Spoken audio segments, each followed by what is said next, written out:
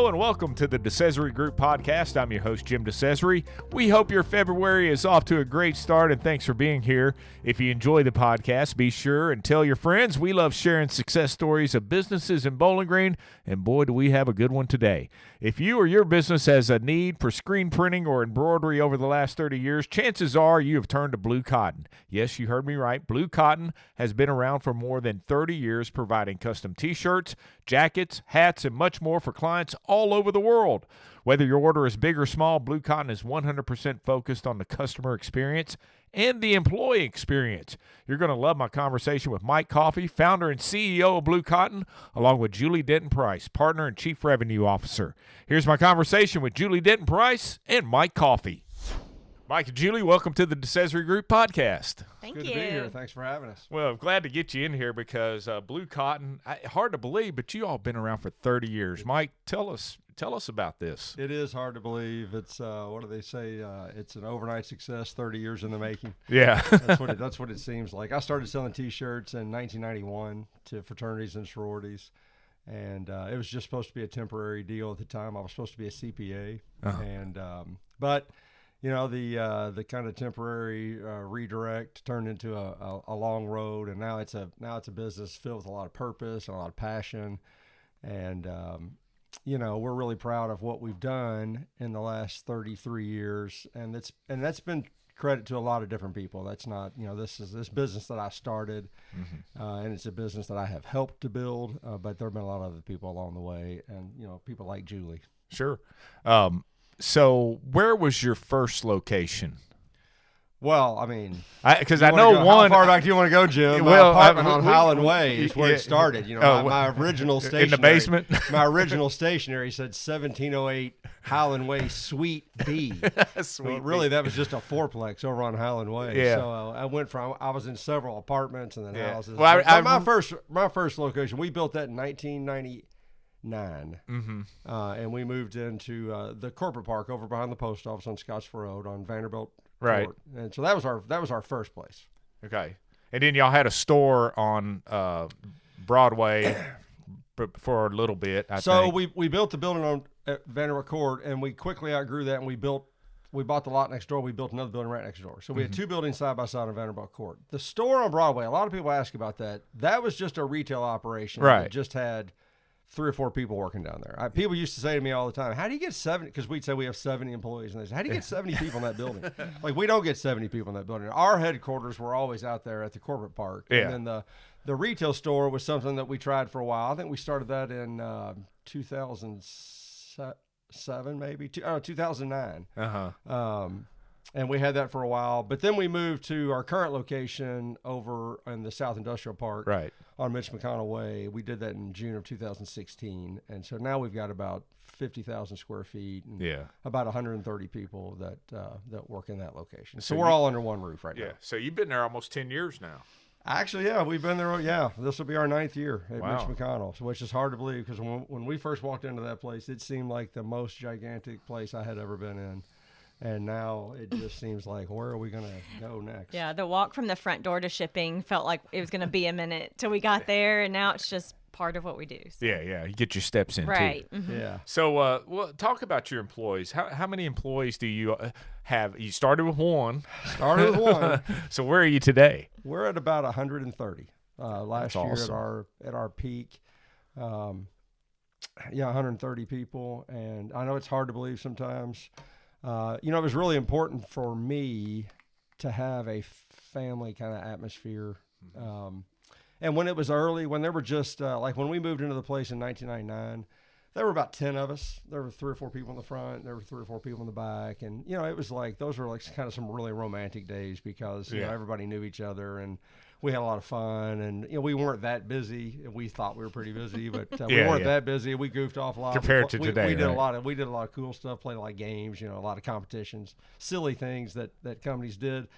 But I said, you know, for forever, I said, look, if you're going to be somewhere 40 or 50 hours a week, it ought to be a place that you like. Right. And so we've always wanted it to be, you know, an experience that's a little different from just regular corporate structure. And so, one of our core values is family environment. And I think one of the things I'm most proud of is now that even at 130 people, we've got people that have picked up that value and made it their own. And so now it's not that I have to go out and interact or engage with every single person. We've got people all through the organization that are, they're having potlucks, they're having get-togethers outside of work. And so we really have maintained a family atmosphere, even though we have over 100 people. And I'm really, really proud of that.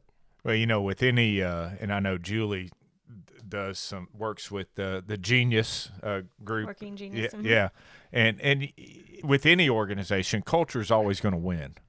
And it's, creating a culture where people want to come to work, not that they have to come to work, right? Right. Yeah, and I'm going to let Julie speak to that a little bit, because we have really changed, like forever, Jim, and you might remember, we were so focused on the customer experience forever. Like that's how I started it, just like customer experience. And that's important. Absolutely. Necessary. 100%. But I didn't focus so much on employee experience. We didn't do that until recently, and I'll let Julie speak to some of our initiatives there. I think what you just said, though, is you probably did focus on employee experience when you're doing all the games and stuff. It just happened because you enjoyed. It happened more organically, right. more naturally. I think when we moved to the South Industrial Park, you're right. Culture will always win. It's just, is it the culture you want? Right. And so to move to that park and take on the extra work, which is the reason why we moved that way, we had to hire, I think, 50 more positions, and to get 50 more positions, we hired about 125 people. So there was a good rotating door, and just the family atmosphere started to go away a little bit because it's hard to get to know somebody when they're not there for very long. Yeah. So I think that was an unexpected byproduct of our growth, was how hard you have to work, not just to grow the business, but to keep the culture. So the core group that had been there before and were still there had that, but there's almost like two groups of people working at Blue Cotton at one point. So we had the OGs who understood the family atmosphere, and then we had these new people. So I'd say in 2020, a lot of adversity through those years, that kind of got us more grounded on who we were trying to be as a company, what was the way forward. And so we really got back to our roots of, not that the core value had ever left, but we just hadn't promoted it as much as needed to. So we did some things that really got everyone back in the groove. And I think it was as simple as starting with our Family Fridays of just people expressing like, I don't even know this person on Pod 2. So we would highlight a new team member every week, and that started fostering it. And then, you just get momentum. One thing leads to another, and then more people get involved. And now I would say I'm super proud of the culture we have, or we've returned to, with new people and new vigor to grow it. But yeah, just a ton of investment in our people and really getting to know them on a personal level. It's really hard to get frustrated with people or to write them off quickly when you know something about them personally and a little bit about where they're coming from. You can dive into it a little bit more and bridge the gap between the personal and professional. Jim, I think you've probably got a lot of business people that listen to this podcast, and if there's advice I could give, and that's why you're here. I want business people to hear about your organization. After 30-something years, we do have some. I think we do have some wisdom, and I think a mistake that I made for too long was I wanted to treat the employee experience as just a transaction. Like, why can't the employees just come to work, do what they're supposed to do? Get their check, go home. I will pay them, and they go home, and that just be the end of it. Yeah. And I did that for far too long, and that is a mistake, and it's a big mistake. And I want to say this loud and clear: that's not the human experience. The human experience is not transactional. The human experience is relational. That's right. You want to know people. You want to connect with people. You want to relate with people. And so, a few years ago, Julie and I were doing actually COVID caused us to rethink everything about our business. And it really forced us to get very tight and serious about, not serious, but really, really hone in on what is it we're trying to do. And we were sitting together one afternoon, and I'd been reading in Proverbs, and I read Proverbs 3:23, which said, don't withhold good from those to whom it's due when it's your power to give it. And Julie and I just agreed, you know what? We've got resources, and our people have needs, and we're just going to fill them, and for no other reason than to be helpful. And we were super clear, like, we are not doing this with each other. We were super clear. Julie, we're not doing this to get a return. We're just doing this to help. We agreed that our expectation was for nothing in return, just that we knew it was the right thing to do. We we knew we were growing, and our big thing was, it's not just about the money. If it's about the money, then it's just not a big enough dream for all of us. And so let's make Blue Cotton the place where people have a completely different life because they joined up with us than they would have otherwise. So it's not just, I'll do this job until the next thing comes along. Right. Maybe that's what they think when they walk in, but they end up staying because they realize the value of being there reaches far beyond their paycheck. Yeah, that's awesome. So, talking about your employees, I mean, you've mentioned a lot of the things you do to keep that small company feel. And, I mean, is your retention better than it's ever been with, keeping your employees and not a lot of turnover? And how's that working out for you? It is. And I'm going to give you those metrics in just a minute. But just to talk about a few of the things that we did, in 2022, we started something called the Bitcoin Initiative. Yeah. And we mine Bitcoin on behalf of our employees. And then we just give it to them. They don't have to put anything in at all. We contribute all the equipment. We contribute all the power. And we give it to them. All they have to do is stay 5 years. And that was really born out of an idea during COVID when things were so uncertain. And early on, things were very uncertain. A lot of our people came to work every single day. Mm-hmm. And that summer, we decided, as a way to say thank you, let's do something special. And so we gave $30,000. We decided we're going to give $30,000 away. So we went down to the floor one day and we made an announcement. We're going to give away $30,000. If you're full time, you get X. If you're part time, you get Y. And everybody just cheered and was so grateful and it was just so happy. It was just like this huge eruption of energy on the floor. And we felt great about it. They felt good about it. Well, 2 years later, Julie and I wanted to do something else. And so we were going to do a little more. We were going to do $40,000. And so I went to one of our most responsible employees and I said, hey, because I couldn't remember the specific amount. I knew the 30, but I couldn't remember the per employee amount. And he couldn't either. He couldn't remember how much he got. And I was like, oh my gosh, I cannot believe it. Like that big eruption of, nobody even remembers. It didn't have any lasting impact. So I went to Julie and I said, hey, listen, we're not doing that again. What could we do that they would never forget? Right. And I'm a Bitcoiner. I've been in the Bitcoin rabbit hole for 4 or 5 years, and I thought, you know what, we're going to give them something that's got this like incredible opportunity to blow up, and we're going to make a gift to them that they'll never forget. And so we did that. And so that's the first thing that we did. And it was the most expensive because we committed $40,000 a year every year into Bitcoin mining equipment. And at this point, we're 4 years in. But we've done a lot of other things in terms of education. And Julie's going to talk about some of those things that we do. Well, when Mike and I, I'd been an employee at Blue Cotton before I was a partner with Mike. Mm-hmm. And so Mike, to his credit, has never really been an employee. And so we're very well-rounded in that sense. So he's taught me a lot and I've taught him a lot just from perspective. And so one thing when we partnered up in 22, we had just come off like the busiest year we'd ever had and the results were pretty grim and we couldn't have taken one more order.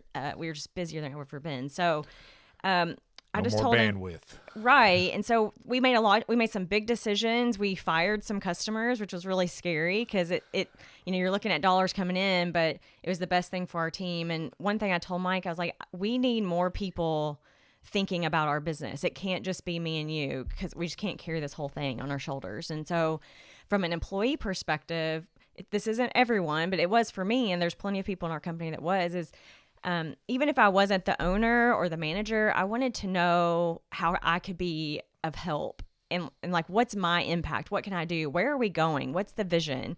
And so really, we started that pretty early of starting to slowly bring people in and then slowly tell them more information. And that created, I think, a lot of trust and buy-in that they could see, oh, this is what we're trying to do. And really, people like to rally behind a cause and be involved. And so we've rewarded them greatly for doing that. But, that didn't happen overnight. We started showing them more about the business, teaching them the things that we're measuring, where we're trying to go. And, we thought we were starting at, level X and we were starting much lower than that. So we had to really build our people up. And then we started taking it not so much about the business and started just realizing the need that they had personally. It's like, well, they can listen to us all day, but they don't grasp it because they're missing this, this, and this in their life. So we started reading books together, leadership books. We read this book about soundtracks, about the stories that you tell To Yourself About Yourself, and just lots of other books. And it just talk about engagement and trust in that group. And so we were just having some great success. So then Mike's like, I think we have to start another group. So we started another group of about 20 people. And that was, the first group is like mid-level managers. And then the next group is kind of people who are not necessarily managing people, but they have influence or up and coming. Mm-hmm. And then this year we've just started our third group called Leadership Blue Cotton. So now we have about 50 employees who are engaged with Mike and I 1 hour a week. Really, it's just all about them. And so we have people now who had zero handle on their finances, who are saving money, who are investing. We have people who never heard about Bitcoin, who now know more about the thing we're doing for them, but now they're also investing on their own. We have people who are just, chasing after their dreams. And, we've done the Working Genius with them. I just think a great level of self-awareness serves everyone really well. So, and then appreciation amongst each other. So we're doing a lot on that front. Yeah, we've sent people to Dave Ramsey. Like, we will send you to the Dave Ramsey. We're a big Dave Ramsey fan here. The debt classes, we'll financial peace. Yeah, financial peace. We do that for our employees for free. That's awesome. We have talked about discipline, physical discipline, spiritual discipline, financial discipline. Just anything that will help people develop. And our deal is like, we don't know everything, but Julie and I always want to be better. Yeah. And we think that a lot of people also want to be better. And so we just say, let's just get in these rooms for an hour a week and let's just try to get better together. And so we've talked about investing, we've talked about saving, we've talked about big topics like inflation, and I just try to educate people on the things that are going on in the world around them, because they're busy and they're working, they have this, and they don't have as much time maybe to delve around every little corner. Right. And so we've done that, and the engagement that we've seen. And so back to your original comment about retention. So our business for years suffered from poor turnover, and honestly, I didn't measure it. You've heard a phrase, inflation's a hidden tax on people. Mm-hmm. Turnover is a hidden tax on business. Oh, it's huge. And let me tell you something. You are exactly right. And we did not realize it. But when we finally thought, let's try to tackle turnover, we realized our turnover was 108%. And so to put that in real terms, because I know that's going to be sometimes like, what does that mean? Turnover is 108%. So let's just say you have 100 people. If your turnover is 108%, you're hiring 108 times in 1 year for those 100 positions. Mm-hmm. And if you figure that 50 of those 100 probably didn't leave, that means you hired 108 people to fill the other 50 positions. Right. During a year. So our turnover went from 108% in 2024, and we've done a lot. These personal development classes, the Bitcoin initiative, a lot of engagement with our people. Our turnover last year was 33.6. Wow. And I can't scream that from the rooftops enough to business people. You better give your employees a great experience. And I feel silly saying it, but who'd have thought if you invest in your people, they'll return it to you. And we didn't do it for that. We did it to just help. And yet they have given it back in spades. And I can't emphasize enough. We can't emphasize enough. Yeah, I mean, if you have 50 roles that are turning over 3 times within a year, how can you get anything done? Yeah, how can you get anything done? But at the same time, you take the money, I'm saying this from a business side, that you would use to onboard those 108 people and reinvest it in personal development, professional development, and whatnot, then you get 33%. Mm-hmm. The math works out. Yeah, and Julie, talk about how much we did this year, and Yeah, well, and back to Mike's point of giving a good experience, I do want to stress that that's more than a pizza party. Those things are good, and we do those too. Yeah, that's awesome. But I think when we really got the buy-in is when we bought into them as individuals and what their personal needs were. But what Mike's saying is, I told you in 2021 we had more work than we could ever manage. Well, now we're producing more work than we ever have on straight time. So it's been kind of typical in our business, maybe in our industry, that there's just overtime galore. You just can't get everything done in time. There's always a Saturday. We'd have voluntary overtime, then we'd have mandatory overtime. And that was just the way it was. This year, we only had one mandatory overtime, and it didn't happen until December. And we doubled what we've done since 2021. Yes. That's awesome. With 1 day of mandatory overtime. And that's because we have experience in the building. We don't have people just coming. It's not a revolving door. People are getting hired and then leaving. We've got people that are getting hired and they're staying. And they're staying because they find value. And they find value because we're trying to give actual value, not just a paycheck, not just a extra week of vacation. Like, we're really trying to invest and engage in our people, so much so that we even celebrate them if they leave. And that's a hard thing to do as an owner. Yeah, I know. Like, I'm going to build my people up so much that they leave me. But that's the thing. You've got to be willing to really invest in people. And if that takes them away from you, you've got to applaud that. And we've done that. We've lost several of our kind of higher level people because they're like, you know what, now that we've been going through these classes for about a year, I think I can do more. And we're like, you know what, if you can do more, you should go do it. Yeah. And I always want to keep people, but I never want to hold people back. Right. We want to keep people if Blue Cotton fits for them. And if we just end up being a place that a lot of people come to get better and then move on, you know what, we will have served a great purpose. Yeah. And I would say, the other part of that happens in the process is if you are building up people to the point where they're like, I can do more, and they go do more, we've also created a company where other great people want to come work with us as well. So the recruitment standpoint, and again, that's not why we did it. It's just a fantastic byproduct of all the work that we've done, that when these good people do leave, we turn around and there's a line of other great people ready to take their place. Yeah. And that those people that leave to, for a better role somewhere else or whatever that you've helped develop, and you're saying, you've been great and we want you to succeed, and not only professionally but personally, but down the road it's going to come back.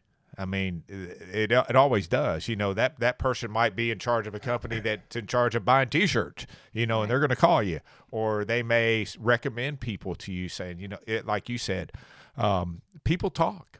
And, we see it all the time that companies that have bad reputations and bad culture, people will tell the world about it. Companies that have a great culture and a great reputation, people will tell the world about it. So that, it'll pay off eventually. Well, and if nothing else, it's just fun to cheer people on. I mean, that's just the life we want to live. It's fun seeing people have moved on and they're doing great and they're cheering us on too. So it's just a great place to be. All right. So we've talked a lot about the organization from an administrative and functioning standpoint, but let's talk a little bit about what you do. Beyond treat your employees great, right? Y'all have a product, and T-shirts are not the only thing you do. Talk about the embroidery you do and some of the cool orders and things like that. So the nuts and bolts of what we do is we're a custom screen printing and embroidery company. So we don't make the T-shirt, we decorate them. Yeah. And it's just to spec of what the customer wants. So it could be businesses, but we do a lot of clubs, groups, organizations, sports teams, family vacations, just any time when people are coming together and wearing the same garment, that's where our product lives. Yeah. So really by nature, our company is just kind of a fun place to be anyway, because the work that we do, I mean, all work is essential and important to the end user, but when you get to decorate T-shirts all day long with cool events, or you see someone opening a business or a big milestone, it's just there builds some excitement. It's just usually very positive messaging coming out of our products.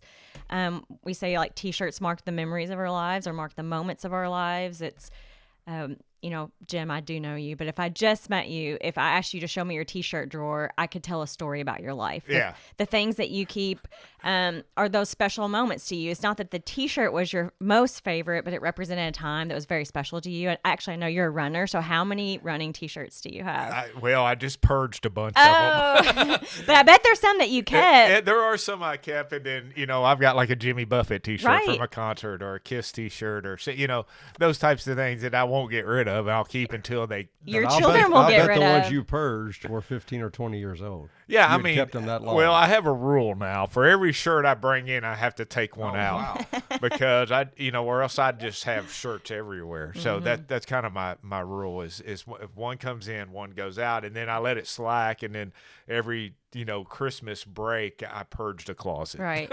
But I mean, just unlike other companies, there's just not a lot of products in the world that people hold on to for so long because it has some sort of sentimental value. So that is fun knowing that we kind of get to make that impact or be part of the impact at least. You've got me thinking, how many running T-shirts do I have right now? There's quite a few because I got a lot of long sleeve ones that I wear in the winter, and I'm wearing them all now. So. Right. But our product connects people. I mean, Mike was just in El Salvador and wore a UK hat, and instantly that brings about, connections with people that he's never met before. So I'm sure everyone's had a shirt on sometime and someone's like, oh, I was at that Jimmy Buffett concert or whatever that is. It just, those type of things connect us. So that makes it a lot of fun. But just down to the nuts and bolts, we do screen printing. Just to give you a picture of the size, we have 18 automatic presses. We run those on 2 shifts for screen printing. We have about 60 or 64 embroidery heads. Again, we run those on 2 shifts. So it's a really big building. We have large equipment, but the 130 people still makes it feel like a small business. All right. So can you talk?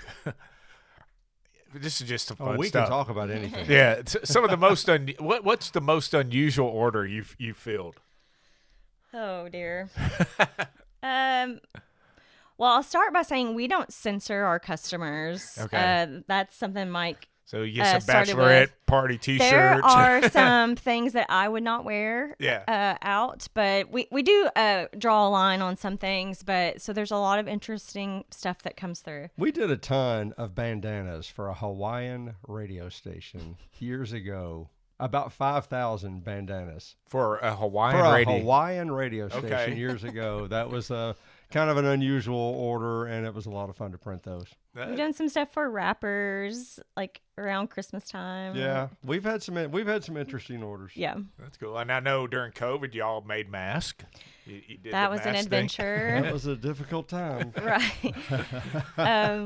Yeah, the locals may know we did masks. No one had ever sewn a mask before.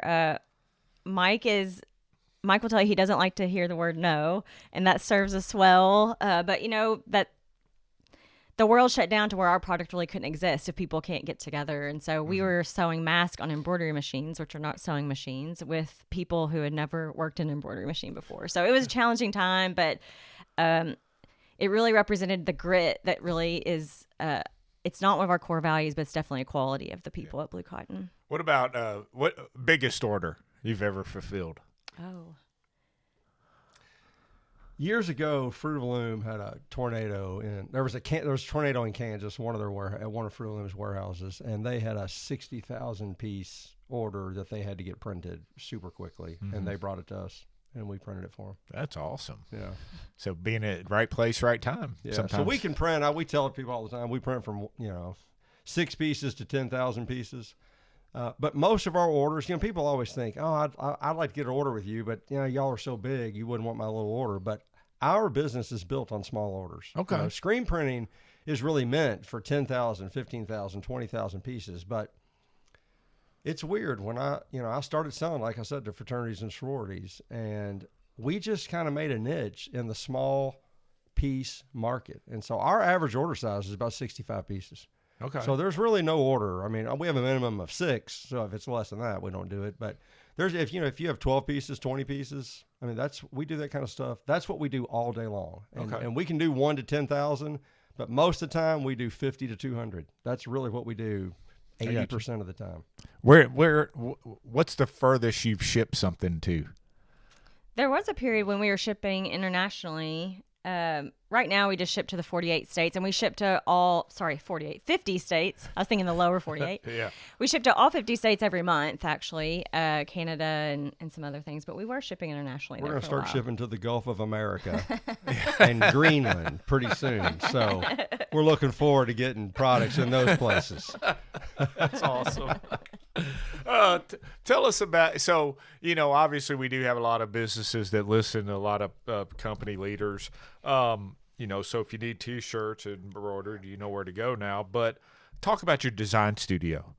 Yeah, so it's very easy just to go straight online, pick your product, and go into the design studio. You can create a design from scratch with the tools that we have there, or if you are a company and have a logo, you can just upload it and place it where you like. And then we print it or sew it for you. A lot of people, I'd say most, are not designers, and so there can be some nervousness about going online and creating something that's custom. But we do have a full design team in-house that if you're concerned about anything, they can double check your artwork or make some changes, send you a proof. So we have the ability for our customers to do it all on their own, and we'll be hands off, but we also can be as hands-on as needed. That's awesome. What's the future looking like for your industry? Is it growing? The promotional products industry is growing. There's never a dearth of people getting together. Our business is clubs, groups, and organizations. So when people get together, that's where our product lives. We say all the time, our product connects people together. We want to connect to our employees, and we want to connect to our customers. And so, the product kind of does that on its own. There is a move towards some digital printing. That's kind of cool. There's been a lot of attempts at that, and the attempts there are to get smaller quantities. But the quality in that's not been great. Recently, there's a new product called direct to film, and it shows some promise. It's not as good as screen printing, but we try to be forward thinking, and we try to be very innovative. And so whatever processes come, we are willing to accept them and tackle them. We certainly aren't we're not putting up a wall like, hey, this is what we do and we don't do anything else. We're very adaptive.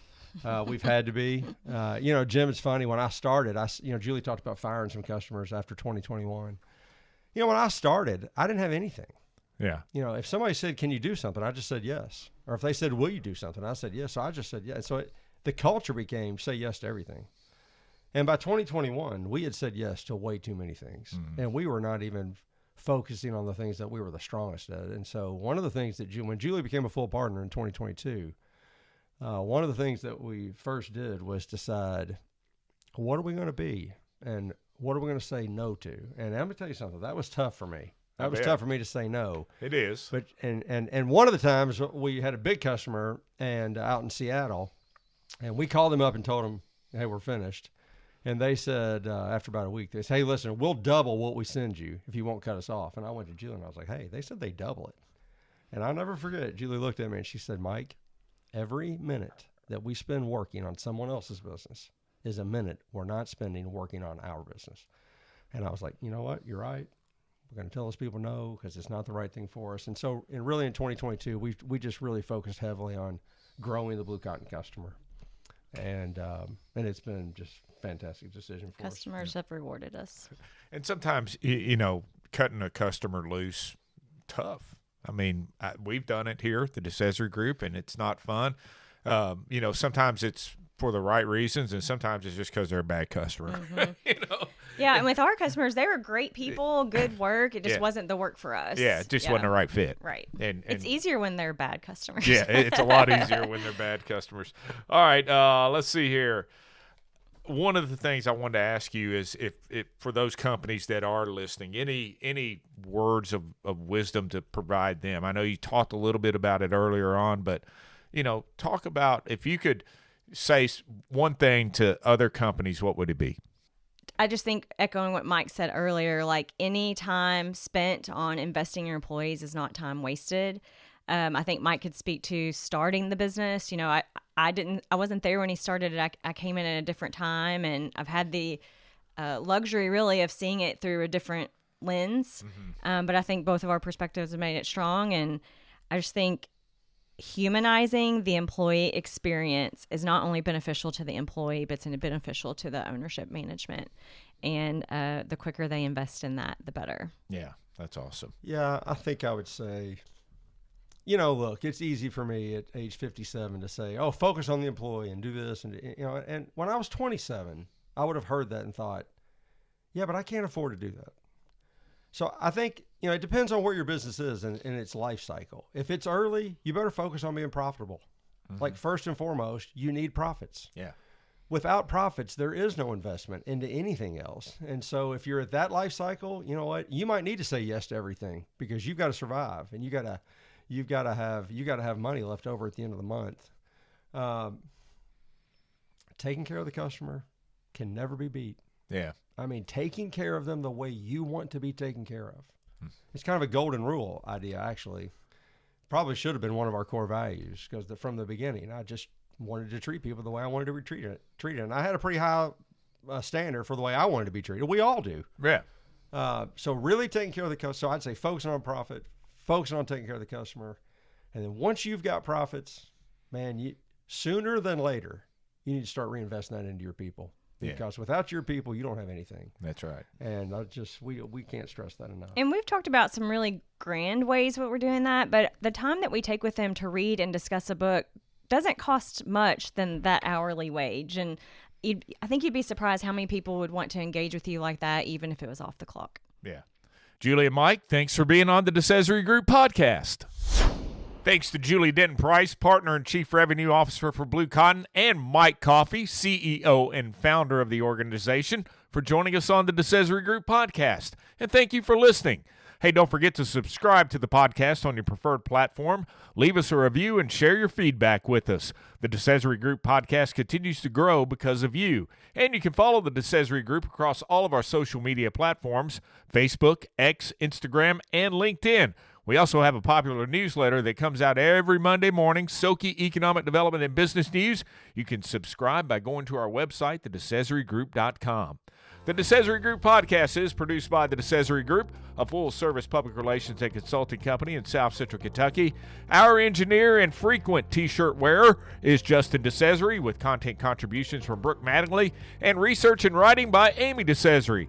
I'm Jim DeCesare, and join us next time for the DeCesare Group Podcast.